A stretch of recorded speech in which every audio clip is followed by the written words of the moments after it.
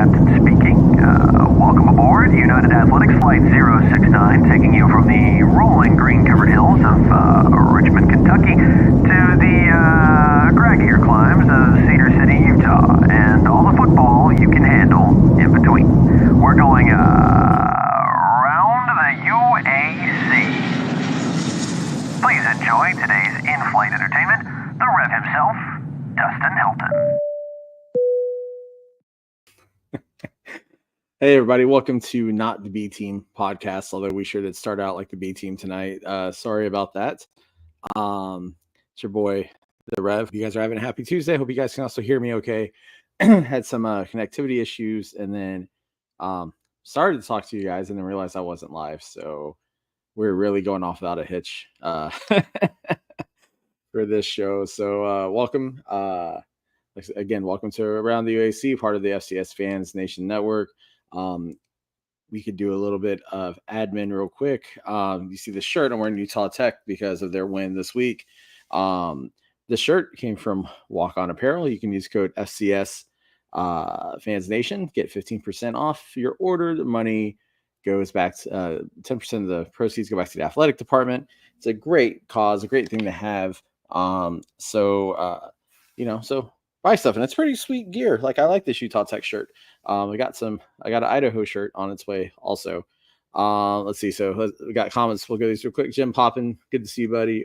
Over under Rev starts closer on time than Chad. Yeah, I did channel my inner Chad and B Team. And also, cool. Thanks for the mic check.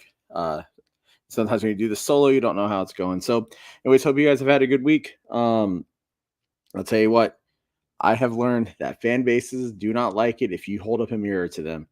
But enough about Montana. Let's go through the United Athletic Conference. The scores from last week. Central Arkansas went to Fargo, and the score on here is a lot closer than the actual game was. But they lost to North Dakota State 49 to 31. And, I will say about this game, Shaderick Powell had himself a hell of a game. He went off running 218 yards, had a couple touchdowns, great performance. You Central Arkansas did exactly what you kind of expected them to do against a team like North Dakota State. I personally thought they had a shot at winning. I wasn't completely wrong. They did cover the spread, but that game wasn't as close as the score indicated. Utah Tech were in their shirt because they won. They went into Flagstaff, beat up on Northern Arizona 50-36. Western Carolina and EKU played in a really great game, and honestly, that game kind of proved where we all thought Western Carolina was as a team, and where we thought Eastern Kentucky was as a team as well. 27-24 is the final. Western Carolina won on a last-second touchdown. So. Hell of a game. And honestly, I've heard some folks chirping about EKU being 0-3 right now, saying that they need to win or else they'll start 0-4. But remember, they played two FBS teams to start the year. That is the risk when you play two FBS teams, though, because you can schedule yourself out of the playoffs if you struggle. But I think they're a lot better than their record indicates. And I think they'll actually show that this week. Austin Peay went and beat up on East Tennessee. East Tennessee sucks. Sorry, Keith. Appreciate the intro, but East Tennessee's terrible this year. SoCon is, honestly, I don't know how I feel about the SoCon, honestly. I just say that because I see Kevin on here, and he says, talking to nobody like Krager's podcast. Yeah, it is like Krager's podcast, Kevin, except my top 25 poll makes sense. Let's see. North Alabama got a win over Tennessee Tech, 20-7. Tarleton went to Lubbock, lost 41-3 to Texas Tech. SFA went to Natchitoches, played in what was known as the Battle for Chief Caddo. That trophy got retired, but they went ahead and mollywopped Northwestern State 41-7. And then SFA, to throw a little shade at Northwestern State, brought a 7'6" log and walked off the field with it. So for those of you who don't know, Chief Caddo, the former trophy they played for, was the tallest trophy in Division I football. It stood at 7 feet 6 inches tall, and it was made out of a log from East Texas. depicted a Caddoan chief.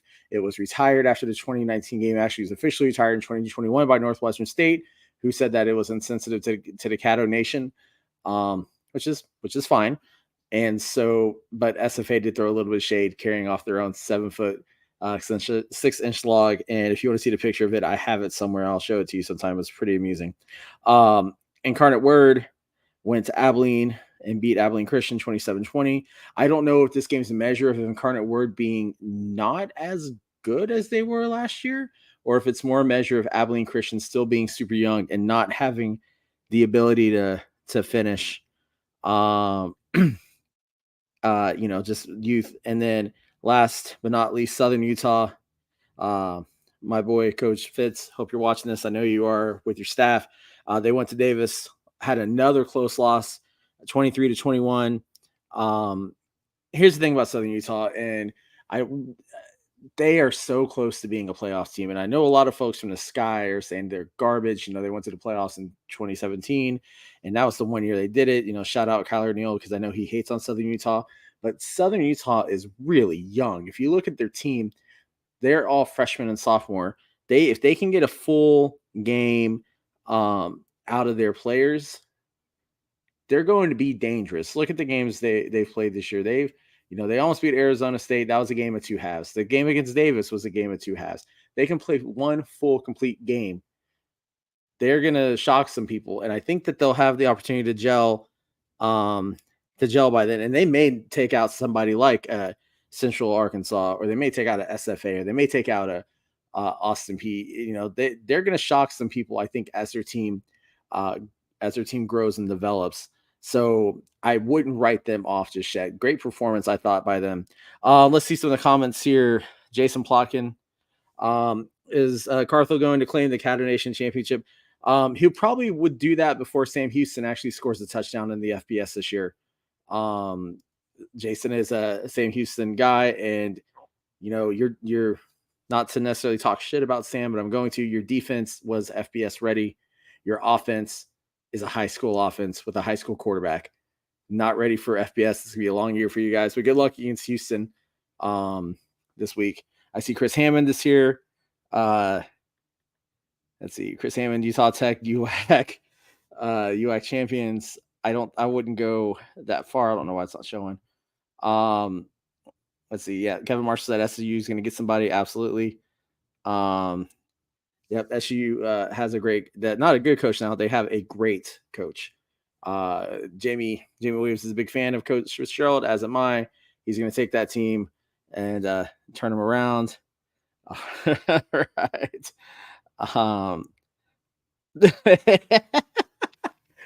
That is very true. I am still convinced that Chris Hammond and a certain rack of a female body part, who's, I'm not going to say their name on the air, I guess I did curse. So Chris Hammond and Rackett says 69 are the exact same person. I'm still convinced of that. I'm not going to leave it until I see them side by side in a room. Here for the goat himself. Thanks, Zach. Zach, you are I am less of a goat than you are, my friend. So, it was a good week for the United. Strong performances, I thought, by most of the teams. EKU, like I said, losing last minute, that is rough for them for their playoff for playoff implications. Central Arkansas, again, they did what you would expect them to do against North Dakota State, but man, they moved the ball on the ground against North Dakota State. Their defense just wasn't ready for what North Dakota State had. And Cam Miller, I will say this now, I had been doubting Cam Miller as a quarterback. I'd been making jokes about him not being able to throw. He only had one incompletion that game. I think he went something like 18 of 19 or 17 of 18, something insane, one incompletion. So I have to say, he proved me wrong. I was absolutely wrong on that one. And like I said, SFA looked good.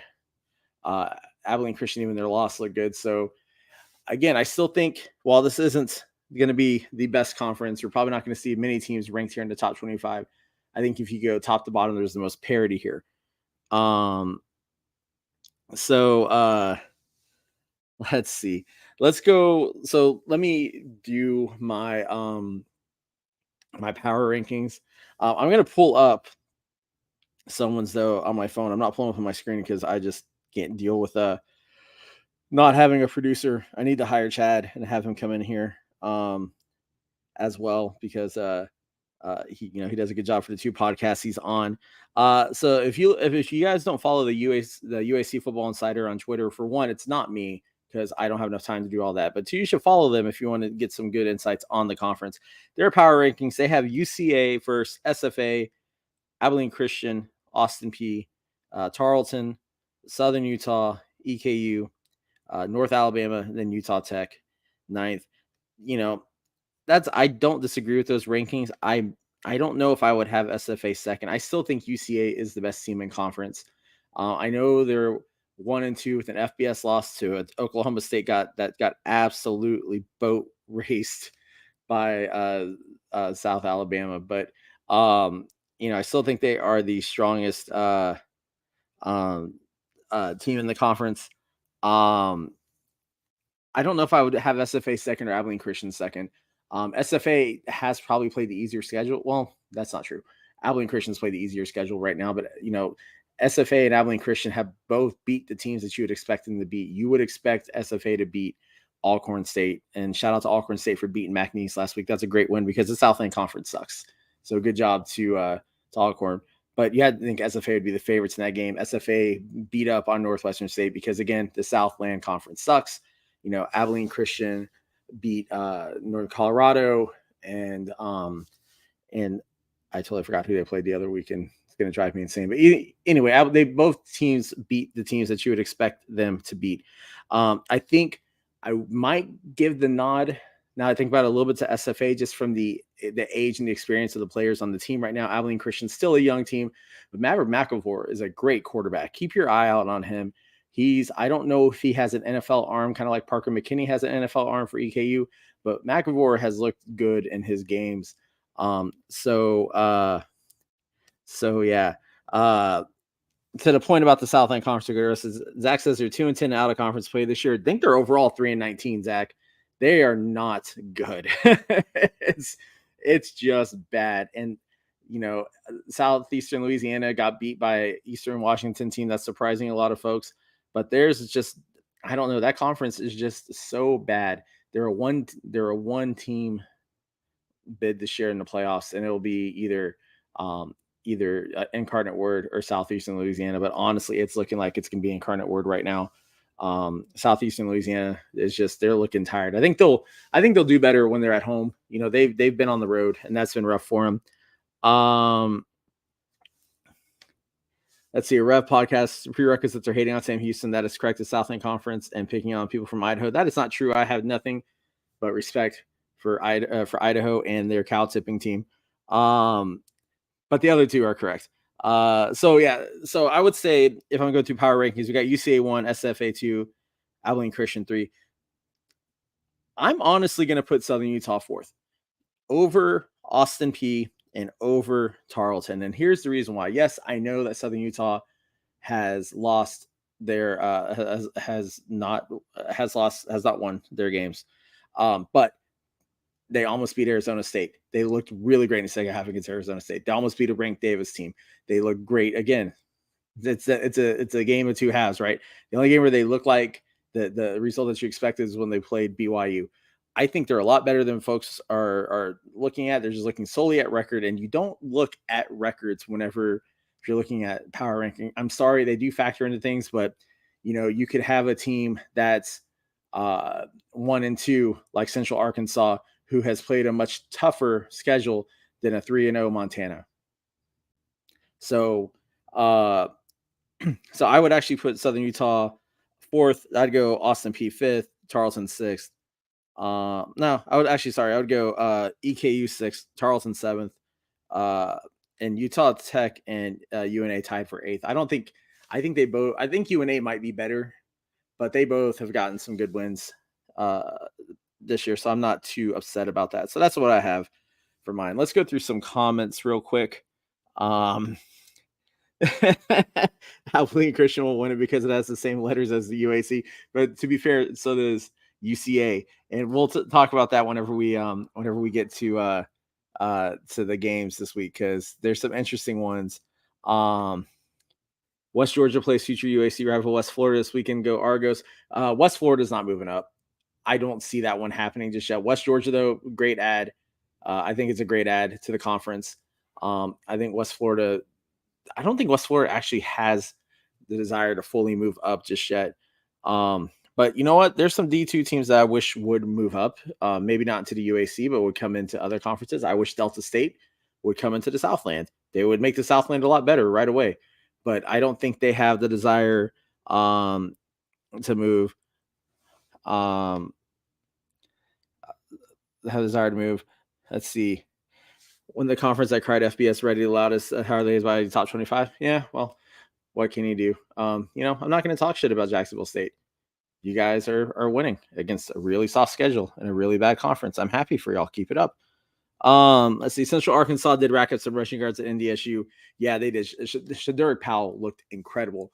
With how fast he can move too, he's going to be absolutely dangerous in conference play. That's what I keep trying to stress to folks is that you look at Central Arkansas, yeah, they got mollywopped, although they covered the spread by North Dakota State. North Dakota State's ranked second in the nation, third in some people's polls. They're a perennial championship contender. You would expect North Dakota State to play a game like that. And the fact that Central Arkansas is able to move the ball and they just had some dumb mistakes like a pick six on a third down. Will McElvain just made a bad decision, got pick six. Yes, that game wasn't as close as the score said, like I've said that, but at the same time, UCA did not look terrible against them. It's just a gulfing class between the United Athletic Conference and the top of the Missouri Valley. And I'll absolutely admit that. Let's see. The Fighting Oak would immediately be one of the best mascots in the FCS, and they would immediately be a championship contender in the Southland Conference. Yep. Ron Lowney says Powell had over 200 yards. That is absolutely correct. Yep. Let's see. Jackson State should go away and take their trombone player with them. Oh, Kevin. Oh, that's good. That is good. That's. Oh, you know what? Give me just a second, guys. I'm gonna bring in a guest. I just gotta do it real quick. I just got messaged. We've got an old friend here. Let me get him in. Hang on. Somebody you guys might know and love or just know. I don't know if you love him or not, but we're gonna get him added in. So give me just 1 second. Talk amongst yourselves. I'm not gonna edit this out because it's live, but here's a topic: Rhode Island, neither a road nor an island. Discuss. All right. I'll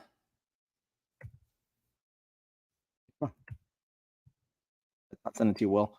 We're gonna get in Will Siller. He's gonna come join us if I can actually get this to go to him.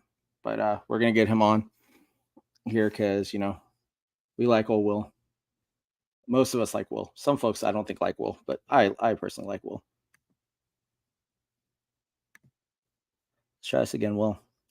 Check your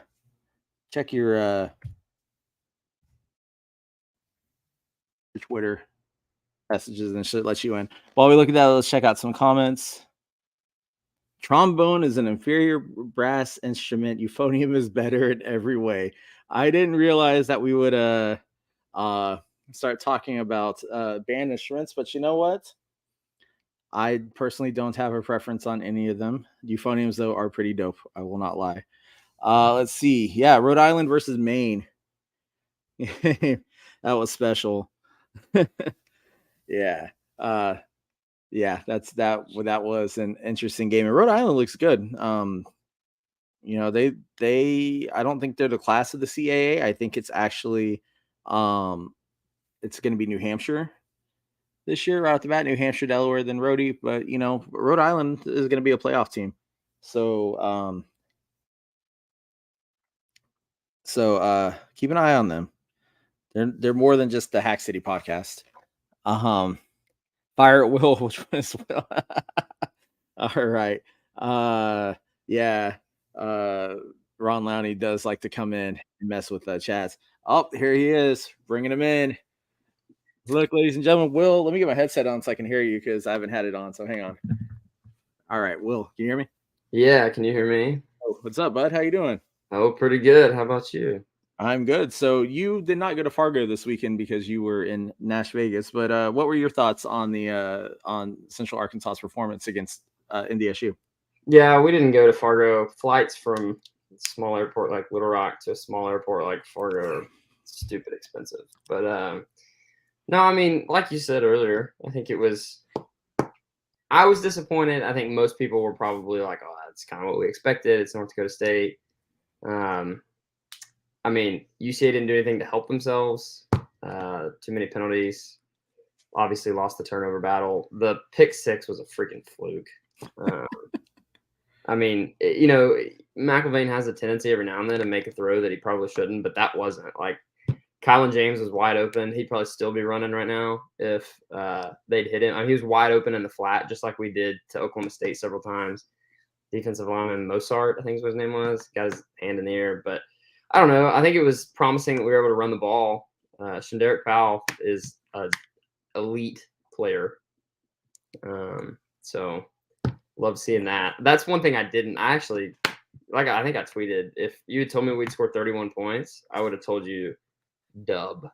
But because I was really expecting us to score like 14, 17 points and them probably come out and score about 30. Because I really trusted our defense more than anybody else that North Dakota State had played. But goodness gracious, they had an answer for every single thing that we did defensively. They talked to Coach Brown yesterday, and for the coaches show, and he was talking about how they really do look the part of one of the top two teams in the country. So.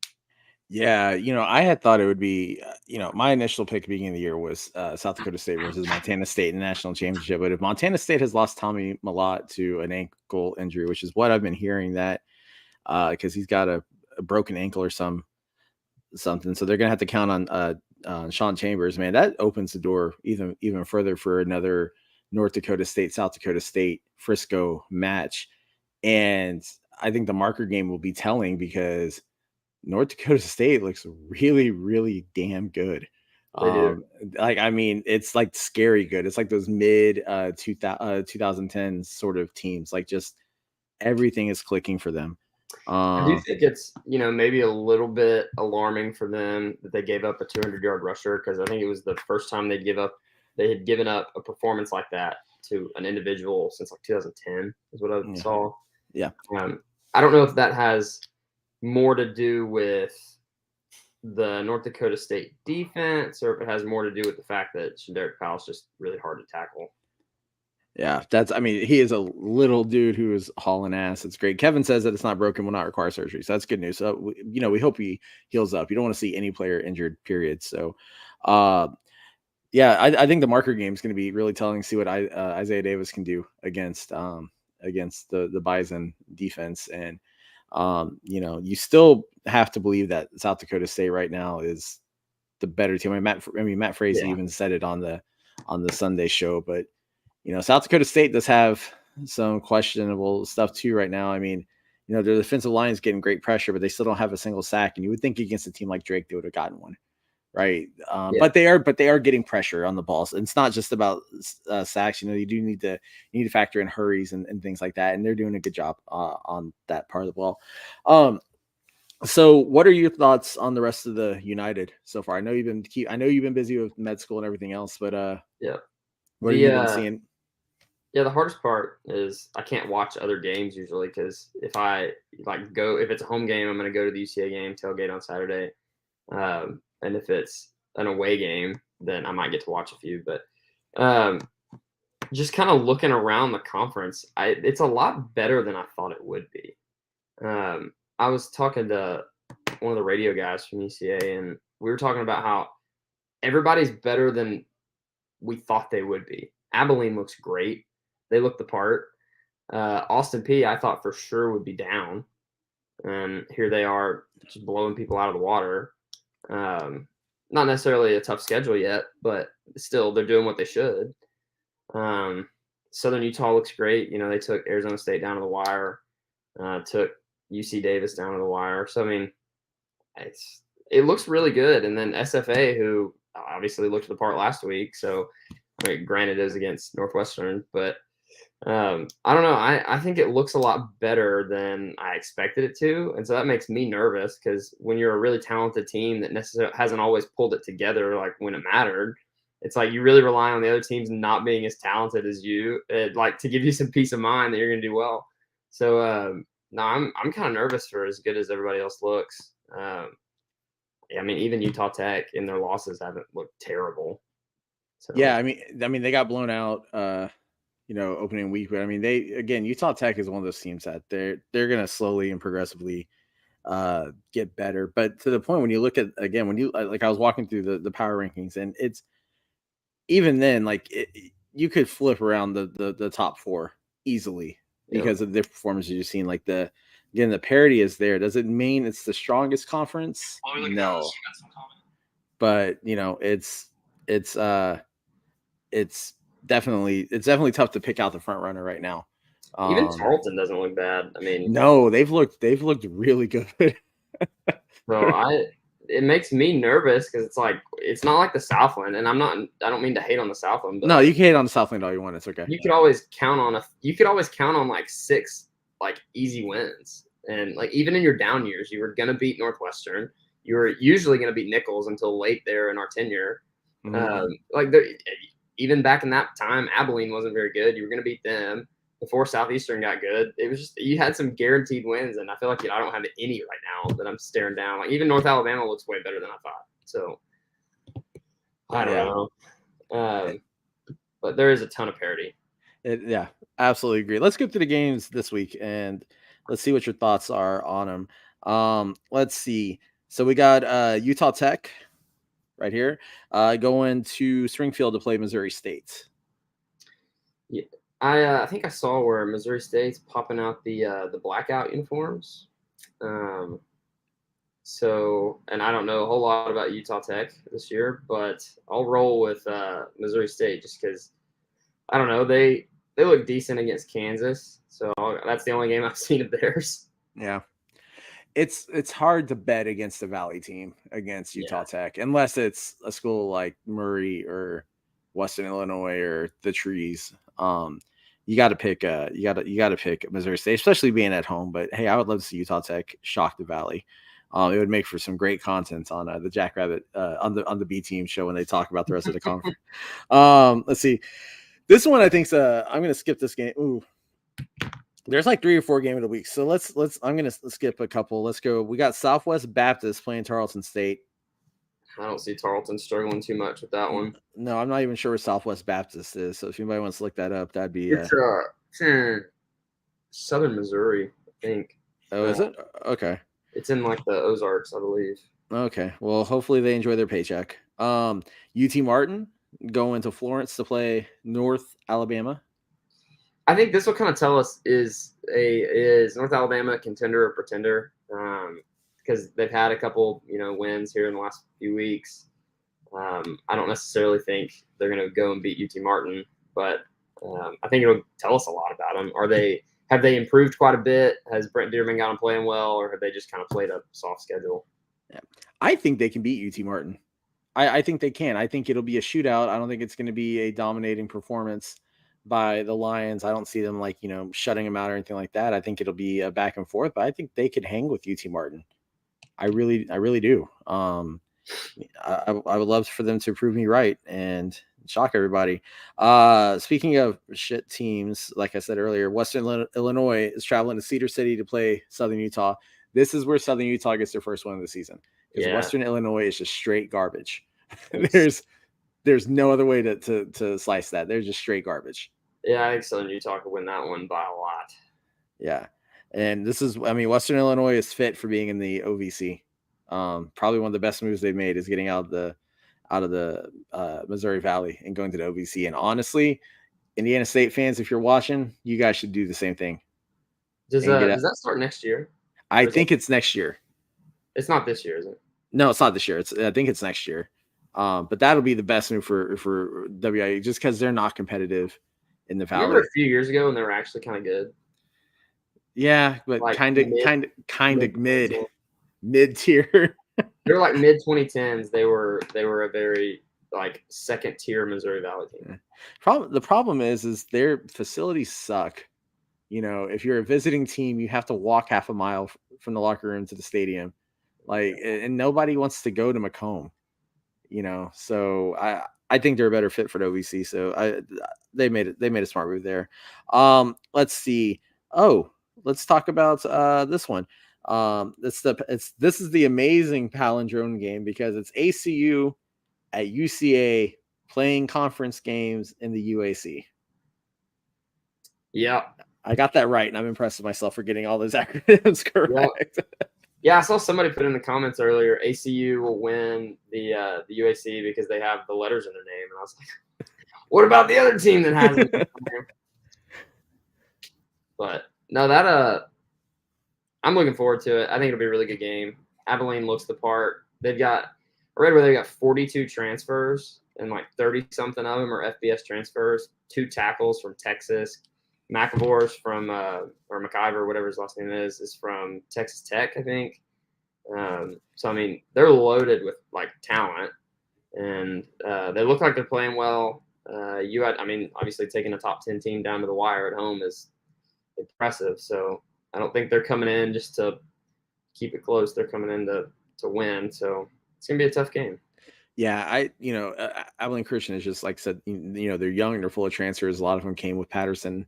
To me, the game is in Conway, and that always lends itself to an advantage because of that god awful piece of turf you play on. But I think you have to give it to UCA because I just think UCA has the weapons with Powell and Hale, and McIlvain plays a smart game. I think Abilene Christian will hang in though. I don't think this is going to be a blowout like you would see in previous years. Well, I mean, even look in 2019, it took a last second missed field goal from Blair Zepeda to win us the game. So I mean, we've played a few close ones here and there. So I think this one will be a good game. I expect it to come down to the wire one way or the other. Yeah, no, I think I find solace in the fact that they gave up like 500 yards of offense to Prairie View A&M.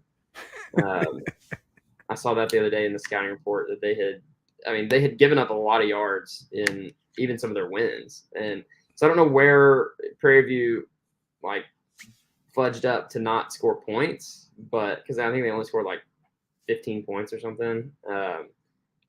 I don't know, but if we can move the ball, if we can rush for 200 against North Dakota State, I hope we can rush for 200 against Abilene. Yeah, it's like if Zach is still watching this, he could probably answer where Prairie View is screwed up because Zach knows the SWAC better than anybody in that is watching on this channel. So I trust Zach with any sort of answer. Educate me, Zach. Yeah.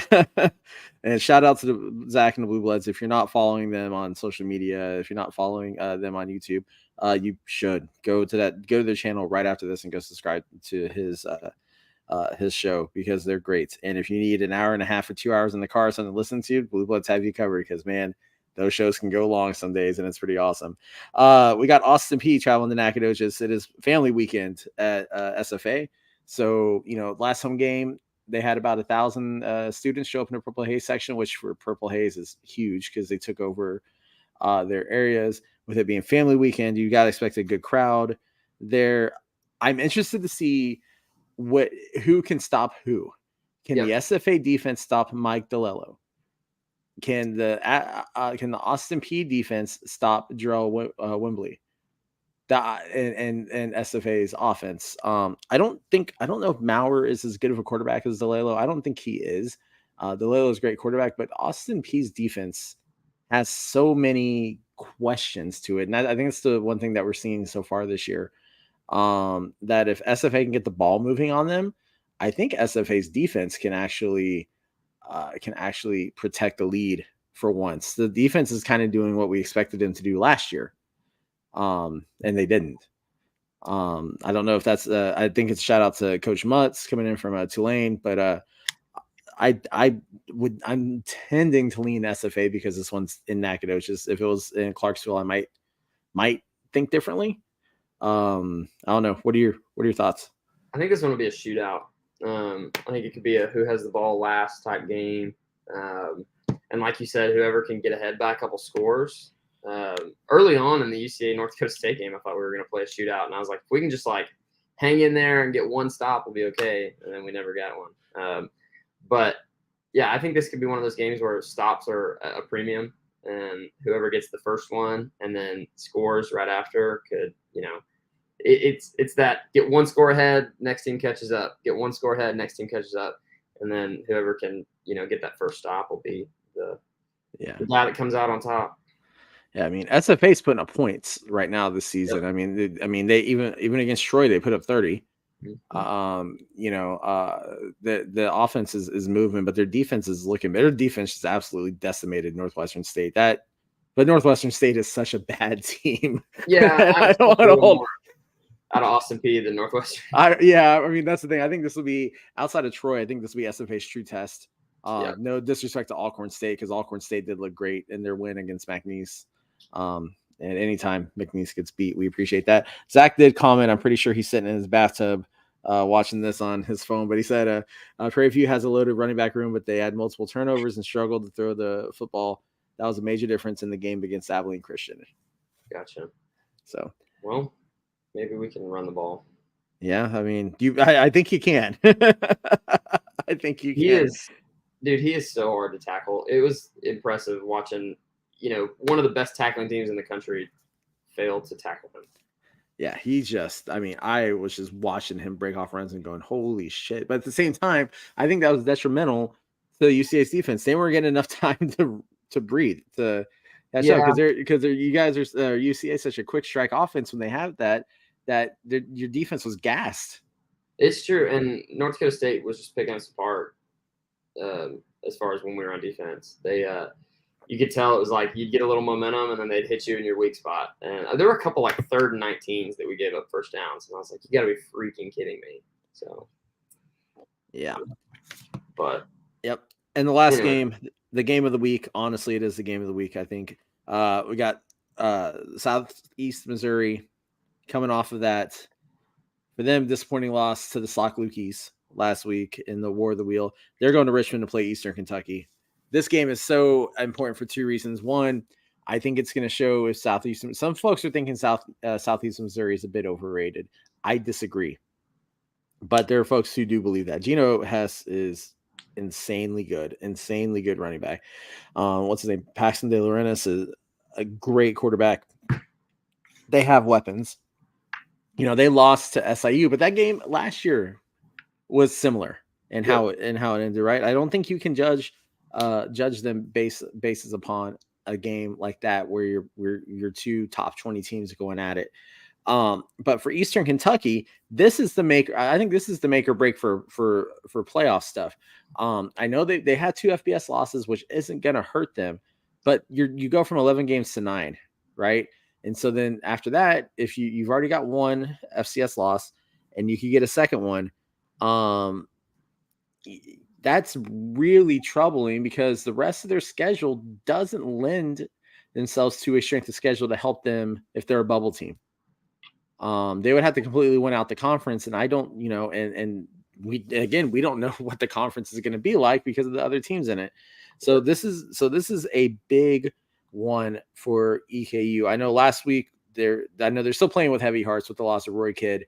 They're still going to keep honoring him at the game. I know they want to come out fire and win. I think Southeastern Missouri is the better team. Yeah. I think this is a bigger game for Eastern than it is for SEMO, because I think SEMO has a clear path to win the OVC. They've already knocked off Lindenwood, who I kind of thought would be a contender in the OVC Big South conglomeration this year. They took them to the woodshed. So I think it's a huge game for Eastern, and I think they'll see it that way because if they don't win this one, they have to win the conference more than likely. And like you said, we just don't know what the conference is going to look like. playing in Richmond, I think it's a tough place to play. Just having played there before, that crowd can actually get pretty loud when they get butts in the seats. So I don't know. I'm gonna roll with the Colonels because they're 0-3. I mean, I really don't know. And to add on to that, it's a big game for them too because if you get to 0-4, you start to lose the locker room, in my opinion, a little bit. I mean, just not having a win in the column at all is hard. And I know you played your way into that playing 2 FBS teams, and so it's like you're really like 0-2. But still, it's really hard to keep the locker room kind of together when you're 0-4 rolling into conference play. And just having been the last few years in that position where it's like, we have to win out. It's a tough place to be. And I don't think they want to be there. And so I think they'll probably play as the more inspired team, whether they're the better team or not. So I'm going to roll with the Colonels. Yeah. Then they have Parker McKinney, and I can't bet against him. Parker McKinney has such a great arm.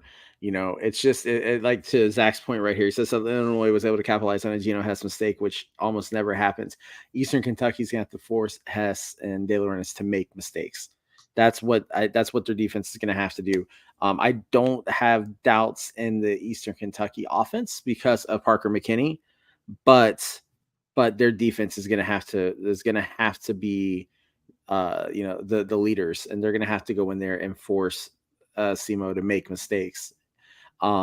It's crazy about that stadium though, because it's so lopsided, right? The way they have it built, like it rivals Youngstown State, just how lopsided of a damn stadium they have. It's worse in my opinion. It's funny too, because they put the visitors like up on the small side, obviously, and it's the most like not intimidating sideline. Like it's loud when you're on the field, but when you're like on the sideline, it's like, well, yeah, there's no pressure over here. Yeah, like it's just I don't I just every time I look at the stadium I laugh, and I shouldn't, because we've all seen where SFA plays. Like I don't think I have any room to talk about a stadium, but that stadium is just so. Let's see. So outside Zach says EK could be 0-4 of games against UCA, Gardner Webb, SFA, and Tarleton still on the schedule. What's funny about that? And Gardner Webb, they showed they've stumbled, but I still, Gardner Webb could also be in the running to win that conglomeration of crap that they called the Big South / OVC this year. But the Eastern Kentucky against UCA, that's again, I think it all comes down to Eastern Kentucky's defense in these games. I don't think it's a question of McKinney in the offense. I think can the defense stop a Shanderick Powell sort of offense or led offense? Can the defense stop SFA's buzzsaw running attack? Can that defense stop Tarleton going through the air? That's the difference, I think, for Eastern Kentucky this year. They have the offensive weapons. It's just the defense that brings up all the questions. Sorry, I was just gonna say this as far as this weekend goes. I don't think the SEMO quarterback Paxton DeLaurent gets enough credit. Last year, he doesn't look like a mobile guy, and I just remember being in Cape Girardeau, and he can move. We made him look like a dual threat quarterback. And so Eastern Kentucky's defense only has 3 sacks on the year in 3 games. Now, granted, 2 tough opponents, but still you expect him to get home more than 3 times in the first 3 weeks. And so if they don't pressure him and they give him, if he can get out of the pocket and move around, because we know he can throw the ball. So if you don't contain DeLaurent, you're going to be hurting. I realized I was saying De Laurentiis, which was my friend's name growing up. I don't know. It's still tired. Realizing it's DeLaurent. I don't know why I didn't catch myself doing that. So thanks for that. And also one other thing, Brendan, whenever you watch this, I watched your show last night. I didn't pick EKU to win the conference. I picked UCA. Just want to point that out. I thought EKU could be a playoff team. I still think they could be a playoff team, but they have to answer their defensive questions. So, yeah, I think that's all the games. Well, man, glad to have you back. We miss having you and Brandon around to do this. I know life's Brandon in a minute. He's like a ghost now. I know Brandon's busy, leading the band in Alabama. But do you have any other thoughts around the FCS? Any shade you want to throw at Montana, like everybody else has, or the Southland?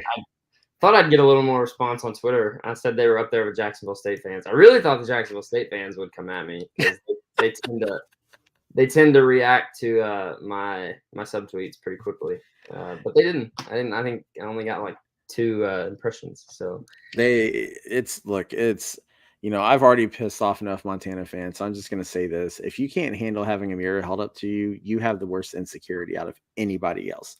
Like, again, I still stand by this point for anybody who has seen my top 25 and you go, Rev, why didn't you rank them in the top 25? If and let me put it this way, if we're going to use a team like North Alabama. If North Alabama played Utah Tech and won, played Ferris State and won, played Butler and won, and we're 3-0, there is no way in hell you would rank them in the top 25. No. Montana's getting into the top 25 based upon their pedigree, which is fine. But way back in the offseason, even though I do start voting for the preseason, I said that polls before week 5 are stupid. This is an example of why. Because you're putting in teams because of what they did last year. You don't struggle with a non-scholarship team. You don't struggle with a Division II team and should be top 25 worthy. I get that Ferris State was the defending D2 national champion. Absolutely get that. Ferris State wouldn't be a top 50 FCS team. They absolutely would not. If you put them in the Southland, they might be one of the top teams there, but they're not a top 50 FCS team. And an example of that is North Alabama. Look how great that they played in D2. Look at them in D1. All right. But you also can't struggle against a non-scholarship Pioneer League team and expect respect. They get Northern Arizona this week, which it should be a W because they are a bad team. They get, I think, Idaho State right after that. So they could potentially be 5-0, but they're going to be 5-0 on like the most cupcake ridden schedule. Yeah, I wish that was our first 5 games. I mean, I think UCA would be 5-0 if we went through those first 5. Yeah, and Zach, to my point, and you have people still not ranking Western Carolina, but they have Montana in their damn top 10. It's exactly it. That's exactly my point. Like I here's the thing about polls too, right? And you can kind of see this. I don't retain what I did the previous week. I start fresh every week on who I think the top 25 teams are. And is that the right method? Maybe or maybe not. But when you see some of these polls, you see, like Zach says, they're slot voting. And when you see that happening, it's okay to slot shame.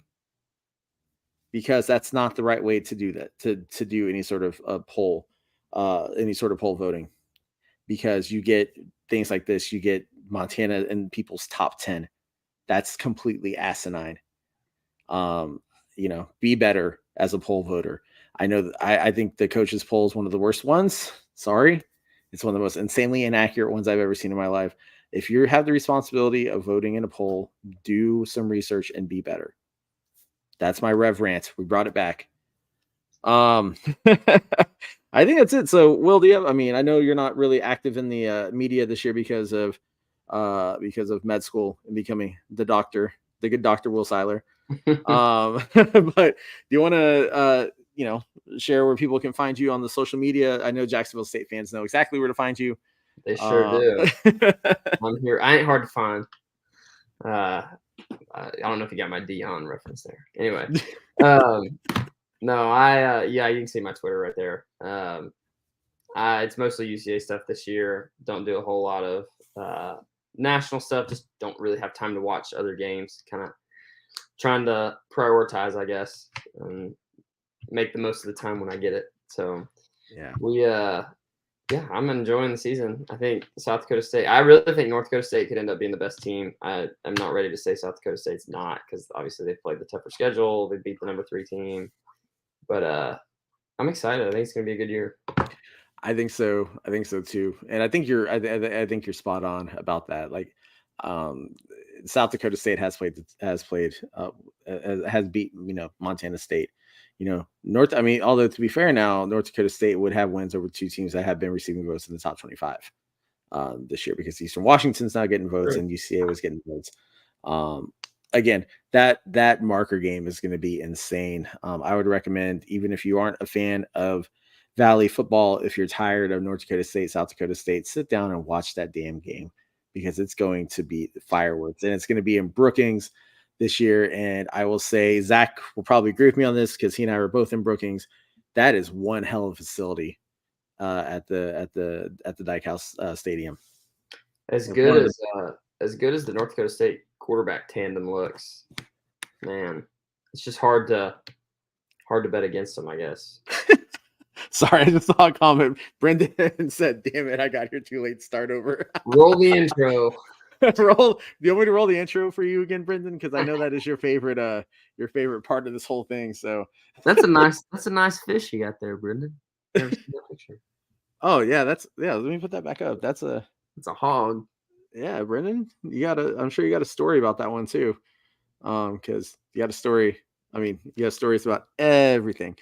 Yeah, Jim Poppins right. I did start late. So yeah. So anyways, thanks Will for coming on, man. I know you're busy with, being married now with the med school stuff. Anytime you want to pop on, you got a space here. Real quick, just want to give a shout out to folks who are part of the FCS Fans Nation group. I think they said there's 15,000 members on Facebook right now. I think 6,000 subscribers on YouTube. That may be the wrong, maybe 600. I can't remember. There's a lot. Shout out obviously to the shows that Jay and Keith, the Jackrabbit Illustrated Boys, B Team, Cocky Nation, which I think is still recording, but I haven't seen anything recently. I don't know. Brandon is so busy that as Brendan said, he got that through the ice, and he also says love seeing Siller on the screen. So it's just like old times.